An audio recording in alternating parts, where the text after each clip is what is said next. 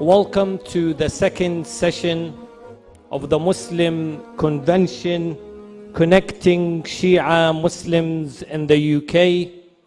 The second session is titled In Search of a Homeland. My next guest, we welcome him also with a salawat, Dr. Hasnain Walji.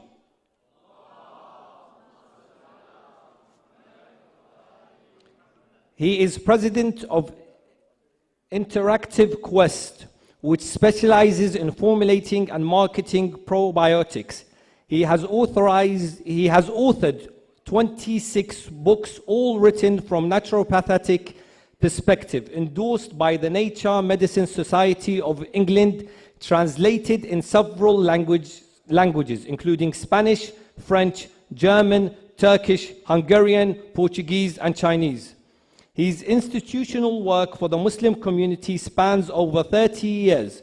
Since 1976, he has served the World Federation of the Khoja Shia Ithna Ashari community as Secretary General, Vice President, and then as President. He is also a founding director and the current president of the Mullah Asghar Memorial Library and Resource Center in Toronto. He has served as editor of Shia International and Living Islamic magazines and a regular contributor to a number of Islamic journals. He has traveled around the world lecturing and reciting majalis in English. Can we welcome Dr. Hasnain Walji with a loud salawat? Our next speaker, and we welcome him with a salawat, Dr. Hasnain Walji, and the title of the talk is The Khoja, a Community's Quest, a Story to be Told.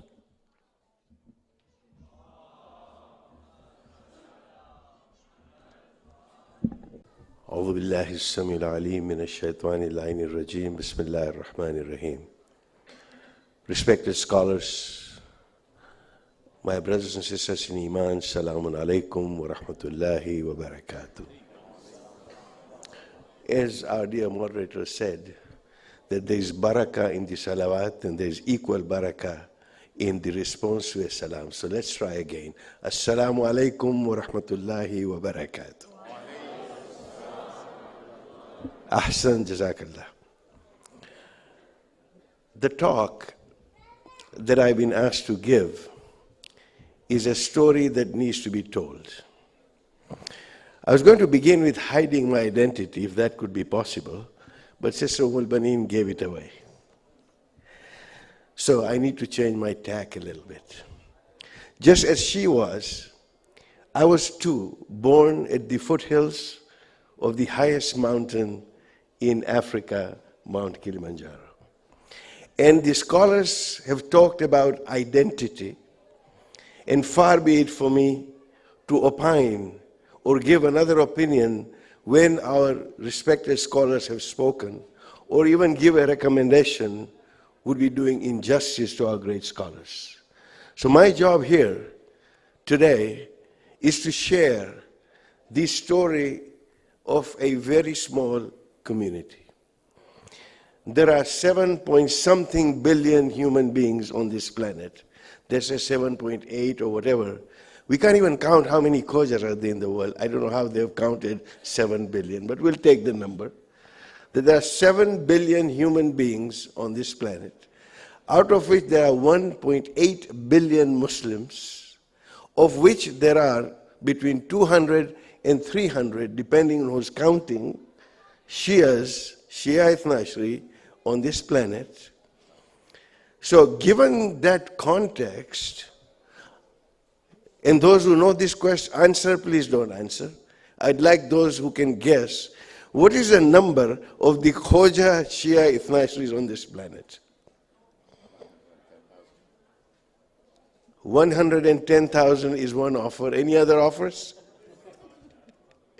Any other takers? Well, you're almost correct, Sayyidina. We are under 150,000. So I said to myself, when Sayyid Hassan called me and gave me this topic, say, why Khoja? So perhaps it could be, and a book has been written about that, that maybe because we are an endangered species, that there was this interest in the Khojas. So when we talk about identity, and Sister Banin has really done my job much easier for me, and I'll come to that point. But you know, identity is something which is always in a state of flux. I was born as a Muhindi, meaning Indian, in Tanzania. When I came to the UK as a student, I became a Paki. And then when I was almost about to leave the shores, I became a Muslim Briton, or a British Muslim, depending on how you classified yourself. And then when I land in the great land of Mr. Trump, he wasn't there at that time, thankfully, I was called a resident alien, and ultimately I acquired a US citizenship, and I became a Muslim American. Now when I go to my ancestral homeland, I am an NRI, a non-resident Indian, where they see dollar signs all over as an NRI. Those who have been there will attest to it. So identity is something that is in a state of flux. And therefore it is a formula which has got several variables in it, but a formula cannot be a formula. There are scientists here that if we did not have pi, there would be so much confusion. A formula cannot be a formula unless it has one constant in it. And I share this experience, which our sister has said, that that constant in that formula, whatever the identity has been, my identity, the constant has been the love of Ahlulbayt alayhimus salam. That is the constant. The identities can vary whichever way they can, if, and as our esteemed scholars have said rightly so, that it is that faith value that binds us together. Sheikh Safdar said, are we culturalizing Islam or are we Islamizing culture? Well, my response to that is the two should not be looked as mutually exclusive. This community of the Khoja Shia Ithnashris, which has lived as a minority within a minority for the last 7 centuries, may have some small lessons for us. The idea of a community going through that it was the culture. You know, the Khojas are not specially endowed by God to be well organized as we are sometimes considered to be. What happens is that we carry with us the cultural affinity of the Gujaratis in Western India, where for 2,000 years there has been a set of rules as to how you organize society. These societies are organized in Sanskrit, they call it Sampradaya, a nizam, a special way, where each community had its own naat or its own jamaat or its own community. And when the Khojas separated from the Hindus, they formed the Jamaat. The name Khoja is actually a phonetic corruption of the word Khoja, which was given to our ancestors by Pir Sadaddin, who happened to convert us. It's a long story. If you're interested, I have a documentary film of 2 hours that explains how we became Khojas as we know it. But when we became Khojas, when we became that particular entity, it was that identity that carried with us and the idea of forming a community. Now, over 7 centuries, when we migrated to Africa, we lived under German rule in Tanganyika, under French rule in Congo, under Portuguese rule in Mozambique. Every colonial power was actually colonized, where Khojas were colonized by the Khojas. What the Khojas have done is they have outlived all those empires.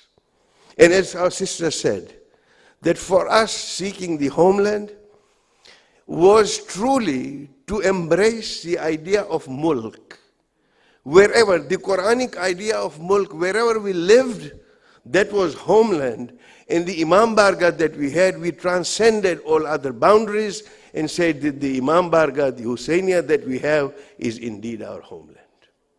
And that has been the secret source of success, of being able to keep the fight. I'll end with this case study. There were 3 communities that left the shores of the Indian subcontinent around the same time as my ancestors did in the 1850s, or around that. There was a huge drought in India, and people had to either live in India and possibly die. Even my ancestors had their own cattle taken away by the British because they could not pay the taxes because of the drought that there was. So they had either to die in India or go across the sea and maybe find somewhere else. Well, as they migrated over to these lands, they lived under different cultures, and yet they were able to remain within the fold. While there were 2 other communities that left the Indian subcontinent, there were Sayyids who left from the UP, the Uttar Pradesh in India, area near Delhi and Lucknow and all those, which was a seat of the Shi learning. And when they left, they went to Fiji. And there was another group from Bihar, Shia Ithnashris, which left to go to Guyana. Some of you may have heard of the Jose festival. If you Google it, it is a festival in the Caribbean where there is a carnival that is called the Jose festival. Indeed, that Jose festival is the remnant of the Ashura Julus that those people carried. They had lost everything apart from the Jose festival, which Nauzubillah now has a carnival, singing and dancing. That is what remained of those Shias who went from Bihar to go over to the Guyana. And then the Muslims who went to Fiji went, and they are mostly converted, in fact almost wholly converted to Sunni Islam. They left their school of Ahlulbayt because they were assimilated into the wider Sunni population in Fiji. At the same time, when the Khoja ancestors went to eastern shores of Africa, they were able to somehow maintain. I have been studying this for almost 3 decades. What is the difference? And I look at this, firstly, it was the idea of the Jamaat Bandi and the Naat, the community, that was able to keep them together, number one. Secondly, probably it was the proximity to the Indian shores, although the connections were not that many. And, last but not the least, it was a connection. When the Khojas finally converted, after almost 600 years of vacillating between Hinduism and Islam and so on and so forth, when we finally converted, with the efforts of certain Muballighin, it was a connection with Ayatollah Zainul Abidin Mazandarani at that time, where he sent the Muballighs to Zanzibar, to Mumbai and all that, to be able to convert the Khojas. Since that time, the connection of the Khoja Shia Ithnashri community with the seat of Marjaiya, in particular in Najaf, has remained constant, and I believe that that has been one of the main factors in terms of the Khojas being able to retain the faith and culture and are able to practice that faith as compared to the 2 other communities that left the shores of India. So this is a case study in terms of how a minority can live within a minority where it has an anchor. Yes, we can be good citizens of the land that we live in, and we should, but it is the school of Ahlul Bayt. It is the Husseiniya, as the sister said, that has been our quest for a homeland as well as an identity of the hyphenated identity. She identified herself as a Khoja Shia Ithnashri Muslim. And that is our hyphenated identity. And I say this with the utmost humility, that I was asked to share this particular story so that we may learn some lessons as to how to live as a minority within a minority. Wassalamu alaikum wa rahmatullahi wa barakatuh.